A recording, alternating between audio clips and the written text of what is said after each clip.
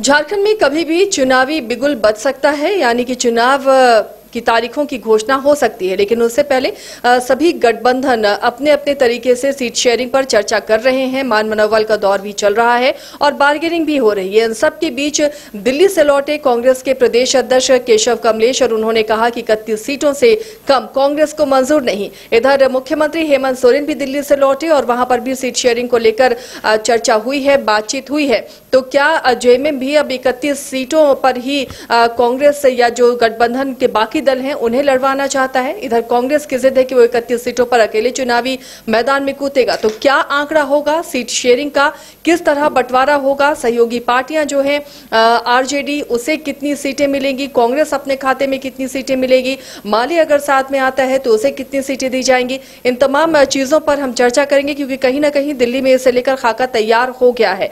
मदन, अपनी अपनी दावेदारी अब देखिए मीडिया के सामने सभी रखते हुए नजर आ रहे हैं। एक तरह से प्रेशर पॉलिटिक्स भी इसे हम कह सकते हैं, लेकिन क्या वाकई सीटें फाइनल हो गई हैं? कांग्रेस की जिद है 31 से कम मंजूर नहीं। इधर जेएमएम का कहना है कि 31 में ही तमाम गठबंधन के दल आ जाए। देखिए, जो चर्चा लगभग हरियाणा चुनाव परिणाम के बाद होने शुरू हुए थे, अब उस पर जो है एक तरह से कहें तो मुहर लगता हुआ दिख रहा है कि कांग्रेस के सहयोगी दल जो है अब कांग्रेस पर प्रेशर दे रहा है। तो जैसे ही लोकसभा चुनाव में कांग्रेस के अच्छे परफॉर्मेंस रहे तो कांग्रेस के नेताओं के जो हैं बोल हौसले बुलंद थे, लेकिन जैसे ही हरियाणा के चुनाव के परिणाम आए, ऐसे ही कांग्रेस पर उनके ही सहयोगी दल जो है हावी हो गए। कोई भी चुनाव जो लड़े जाते हैं, सीटों की संख्या बढ़ती है, कम नहीं होती है।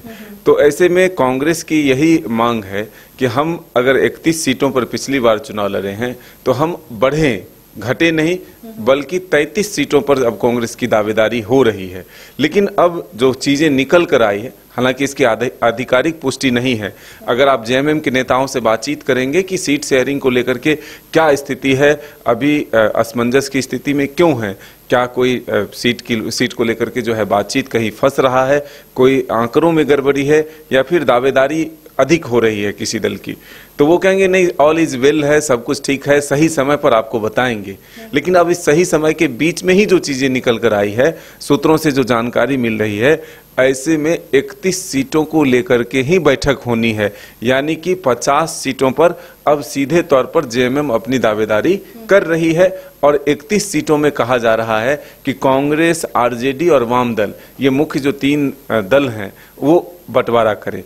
तो ये जो राहुल गांधी से मुलाकात हुई है, क्या इसी बात को कहने के लिए कल्पना सोरेन और हेमंत सोरेन जो है खड़गे से और दूसरी तरफ राहुल गांधी से मुलाकात कर जो है अपनी बात रख रहे थे?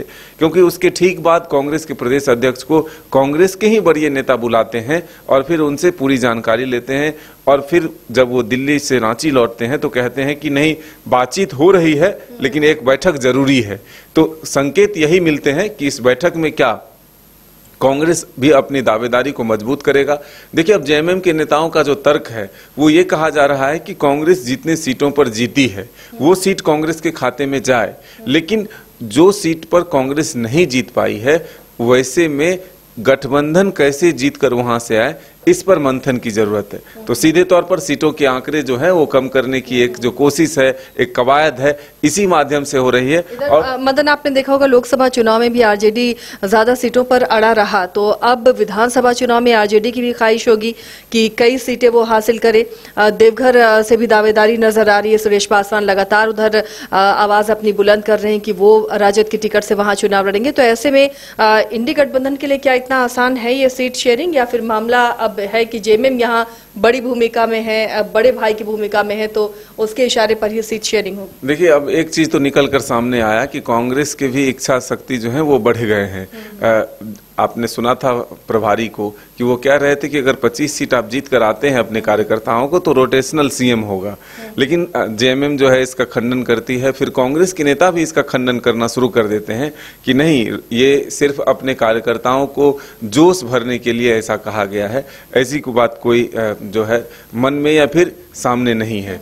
तो फिलहाल कांग्रेस के नेताओं का ये कहना है कि आने वाले दिनों में बड़े भाई की भूमिका में जरूर जेएमएम है, क्योंकि लोकसभा में जब कांग्रेस बड़े भाई की भूमिका में रहती है तो विधानसभा में जेएमएम जो है वो बड़े भाई की भूमिका में रहती है।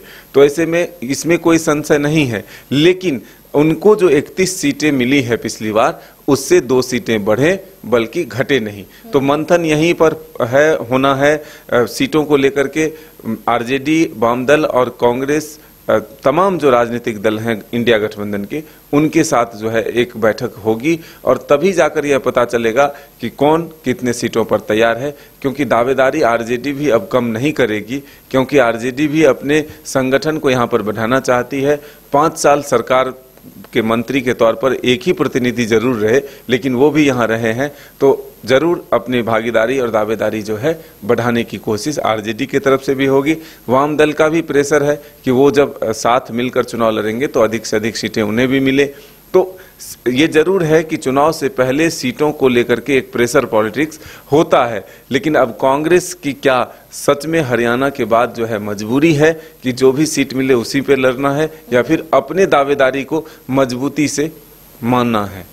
तो चलिए, अभी जैसे जैसे चुनाव नजदीक आ गया, इस तरह गठबंधन में रार नजर आएंगे, लेकिन कोशिश होगी कि अगर जीतना है तो एकजुटता के साथ ही चुनावी मैदान में उतरे और इसी को लेकर ही सीट बंटवारा भी होगा। और हालांकि अभी कई राउंड की बैठकें होंगी, उसके बाद तस्वीरें कुछ हद तक साफ हो जाएंगी कि क्या 31 में ही कांग्रेस को समेटा जाएगा या फिर 31 में ही अन्य सहयोगी पार्टियां भी होंगी कांग्रेस के साथ और जेएमएम अकेले 50 सीटों पर चुनावी मैदान में उतरेगा, या फिर जेएमएम कॉम्प्रोमाइज करता है। इस पर लगातार हमारी नजर बनी रहेगी, आप तक अपडेट पहुंचाते रहेंगे।